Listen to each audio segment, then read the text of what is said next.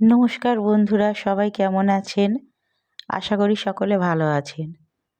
আজ আমি এই আমার বেলি ফুল গাছগুলোর রিপোর্টিং করা দেখাবো। শীত তো প্রায় শেষ হতে চলেছে, কিছুদিন পরেই ফের গরম পড়ে যাবে। এখন থেকে যদি এই বেলি গাছগুলোর পরিচর্যা না করি তাহলে গরমের সময় ঠিক মতন ফুল হবে না।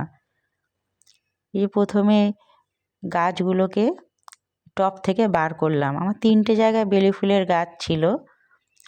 আমি এই একটাকে করে দেখিয়ে দিচ্ছি, তারপরে সবই একই পদ্ধতিতে করব। এই যে গাছটাকে বার করে শিকড়গুলো অনেক বড় বড় হয়ে গিয়েছিল, তাই ওই জন্য অনেকটা শিকড় কেটে বাদ দিয়ে দিয়েছি। বেলি ফুলের গাছ ডাল থেকে খুব সহজেই হয়ে যায়। এই একটা ডাল পাশে রেখেছিলাম, সেটাও গাছ হয়ে গেছে, শিকড় গজিয়েছে কি সুন্দর, সরু একটা ডাল।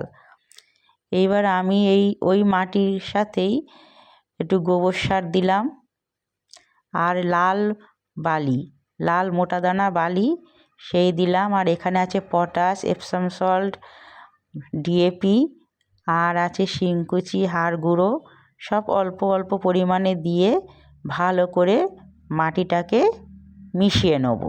এই মাটিটা আমি 2-3টে টবের জন্য তৈরি করলাম। খুব সুন্দর করে ভালোভাবে সব কিছু একসাথে মিশিয়ে দিতে হবে। বালিটা দিলে মাটিটা ঝুরঝুরে হয়, জলটা টবে দাঁড়াতে পারে না, সেই জন্য বালিটা অবশ্যই একটু দিতে হয়। এবারে টবের মধ্যে আগে নিচে করেছি কি একটা শুকনো পাতার স্তর দিয়েছি, তার উপরে কিছুটা মাটি দিয়ে তারপরে এই সার মেশানো মাটিটা এবার আমি ওপরে দিয়ে দিলাম। ওকে রিপোর্টিং করার আগে শুকনো পাতা ফেলে দিয়ে ডগার দিক দিয়ে একটু ছেটে দিতে হবে। এইভাবে মাটিটা দেওয়া হয়ে গেলে এই পদ্ধতিতেই আমি আরও 2টো জায়গাতে আরও গাছগুলোকে বসালাম। আর এই যে সবুজ কৌটোটায় আমি ওই ডালগুলো যে কেটেছিলাম সেইগুলো ওতে বসিয়ে দিয়েছি নতুন চারা হওয়ার জন্য। দিয়ে এইবার জল দিয়ে ছাওয়া জায়গায় রেখে দেবো। দিন 15-র মধ্যে মাটিতে ঠিক সেট হয়ে যাবে।